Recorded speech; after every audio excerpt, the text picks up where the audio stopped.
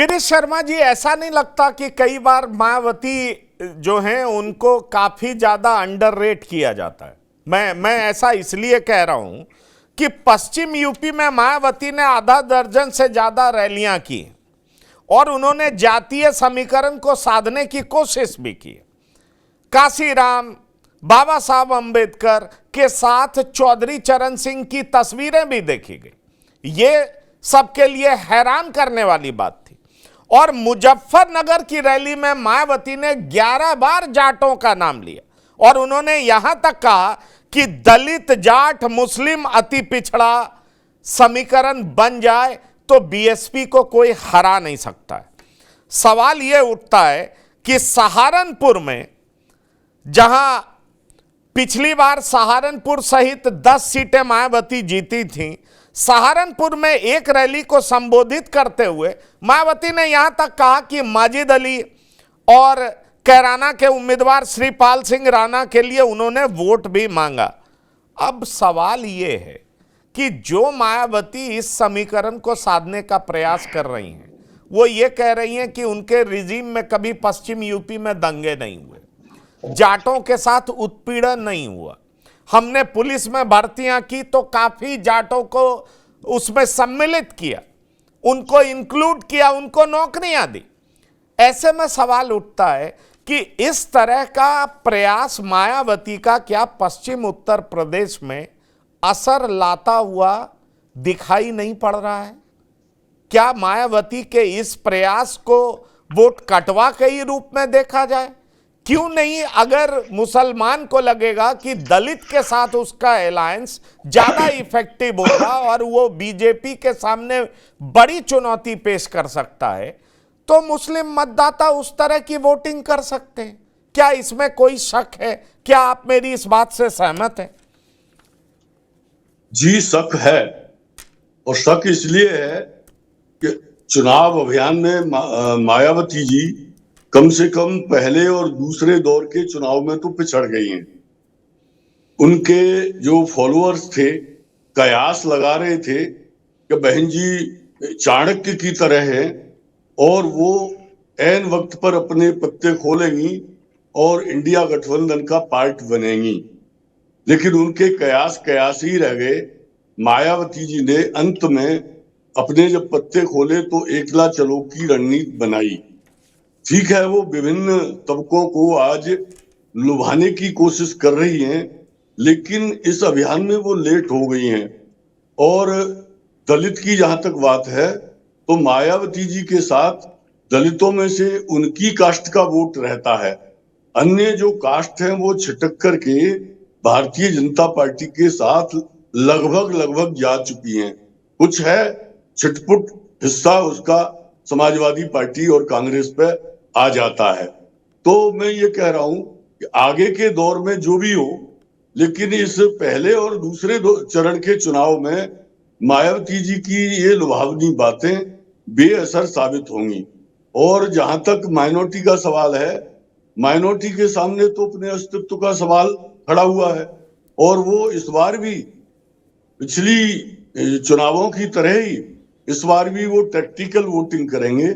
जो भारतीय जनता पार्टी को हराने में उन्हें सक्षम दिखेगा उसके लिए वोट करेंगे। तो मैं ये समझता हूं इस दौर की जो 8 सीटें हैं, प्रथम चरण की जो 8 सीटें हैं, उनमें मुझे ऐसा नहीं दिख रहा कि मायावती जी कहीं भारतीय जनता पार्टी को टक्कर दे रही हो ताकि मुसलमान उनके पक्ष में मतदान करे। हाँ, ये निश्चित है कि कहीं वो समाजवादी पार्टी के वोट काट रही हैं तो कहीं वो भारतीय जनता पार्टी के वोट काट करके इंडिया गठबंधन का लाभ कर रही हैं।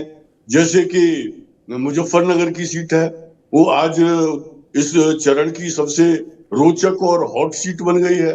बीजेपी के कोर वोटर्स, ठाकुर, ब्राह्मण आदि उनसे नाराज हो गए हैं और जो अन्य जातियां हैं वो इंडिया गठबंधन के साथ आती चली आ रही है।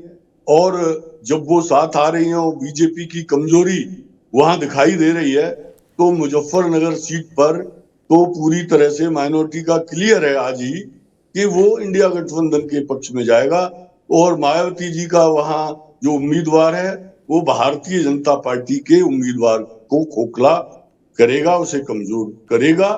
तो मैं तो यही कह रहा हूं कि मुझे क्योंकि आज चर्चा पश्चिमी उत्तर प्रदेश और इन 8 सीटों तक केंद्रित है, आगे के चुनावों में, आगे के दौर के चुनावों में ये मायावती जी का संदेश बढ़ता जाएगा। इधर मायावती जी के साथ उनकी जाति के वोटर के अलावा उसमें भी थोड़ा क्षरण है। जिस तरह से एक नैरेटिव बन गया है कि मायावती जी ईडी और सीबीआई के दबाव में भारतीय जनता पार्टी से टकराने की स्थिति में नहीं थी, हालांकि अब उन्होंने इस संदेश को काटने की कोशिश की है, लेकिन जो नैरेटिव गढ़ चुका है, बन चुका है, वो काम कर रहा है। मैं इस समय पश्चिमी उत्तर प्रदेश में ही हूं।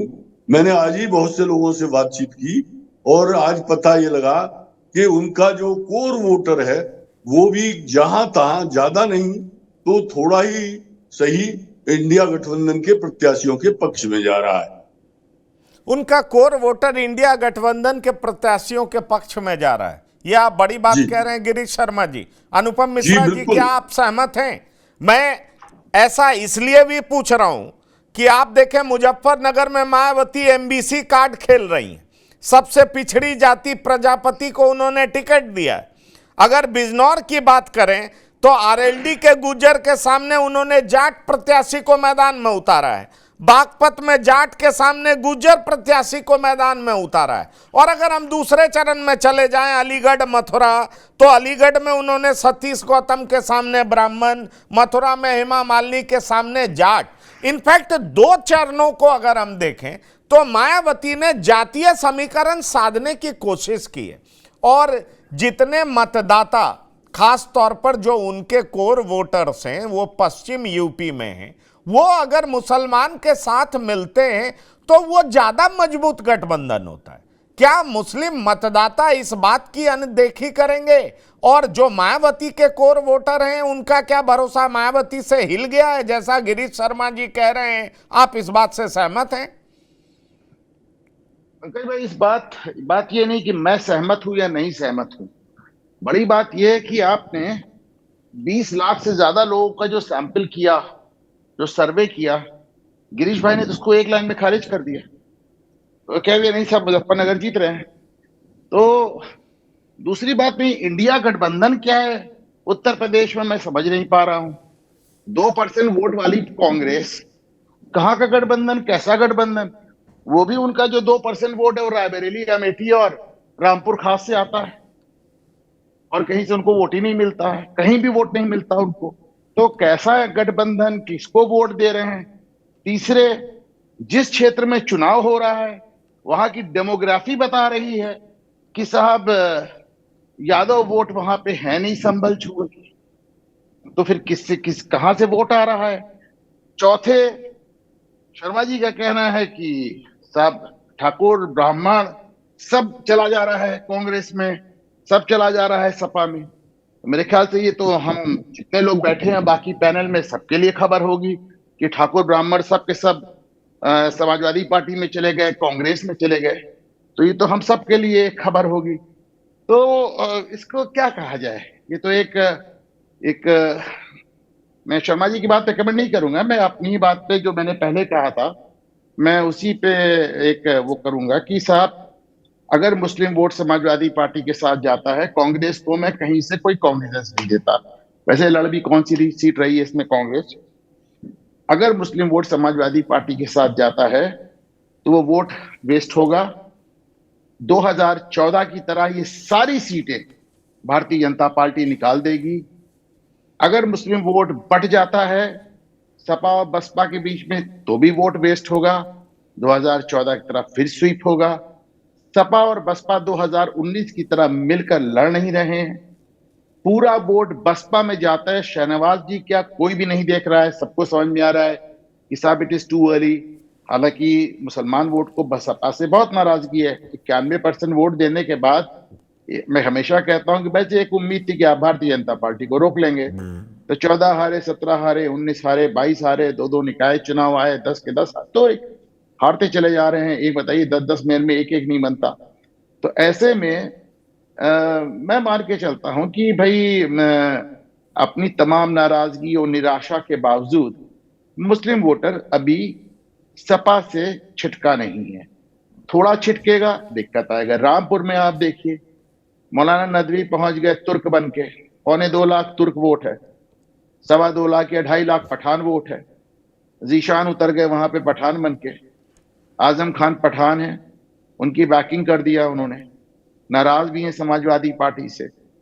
जिस समय मौलाना नदवी जाते हैं नामांकन भरने, तो सबसे बड़ा इशू यही बना कि इतनी बड़ी भीड़ लेके आप नामांकन करने आए और इतनी बड़ी भीड़ में एक भी पठान नहीं है, सिर्फ तुर्क है। तो ये पहली बार ये ऐसे ही कुछ आपको मामला सहारनपुर में नजर आ रहा है। तो पहली बार जिस देखिए, जब जब जब जाति के आधार पे मुसलमान डिवाइड होने लगे, तो आप ये मान लीजिए कि एक कंफ्यूजन है, एक कंफ्यूजन की स्थिति है। उनको लगता है कि साहब इतनी दिन से हम लोग अखिलेश यादव के साथ खड़े थे, हमको रिस्पांस नहीं आ रहा है। उनको ये भी लगता है कि भाई मायावती का शायद अपने कोर वोट कंप्रोमाइज्ड है। कोर वोट किसका नहीं कंप्रोमाइज्ड है? सीएसडीएस का डेटा बताता है कि 24% से 25% यादव 2019 में, 2014 में भाजपा में चला गया। यादव ही तो कोर वोट है उसका। तो अगर कोर वोट मायावती का कॉम्प्रोमाइज है, तो कोर वोट अखिलेश यादव का भी कॉम्प्रोमाइज है। दोनों में सेंध लगी है, ये डेटा बता रहा है। तो ऐसे में लेकिन देखिए, मुझे लगता है कि मुस्लिम वोटर में जो इस समय एक कंफ्यूजन है, वो बहुत लॉजिकल है। एक तरफ उनको नजर आती है समाजवादी पार्टी, जिनके पास अपना कोर वोट नहीं, है ही नहीं वहां पे, संभल छोड़ के वेस्टर्न यूपी में। दूसरी तरफ उनको नजर आती है बहुजन समाज पार्टी, जिसमें वो जानते हैं कि अगर हम चले भी गए तो कितने जाएंगे, कितने रह जाएंगे, कितने बढ़ जाएंगे, कितने छूट जाएंगे। बसपा के पास अपना कोर वोट है या नहीं है, जैसा अभी शहनाज कह रहे थे। तो कुल मिला के इस कंफ्यूजन में आप, मुझे नहीं लगता भारतीय जनता पार्टी के अलावा किसी को लाभ होगा। पसंद आए बात, नहीं पसंद आए। 2022 के चुनाव में भी मैं ऐसे आपके चैनल पे, तमाम चैनल पे, तो क्या साहब भाजपा जीत रही है, एकदम साफ नजर आ रहा है। तो क्या आपको नजर नहीं आता? आ रहे हैं अखिलेश। मैं कहता आ रहे हैं अखिलेश, नारा कम धमकी ज्यादा लगने लगा है। इसको मान के देखे, कोई नहीं मान। अब ये है कि जो चीज एकदम साफ नजर आ रही है, उसको भी अगर आप एक्सेप्ट नहीं कर रहे हैं, तो फिर मैं क्या कर सकता हूँ पंकज?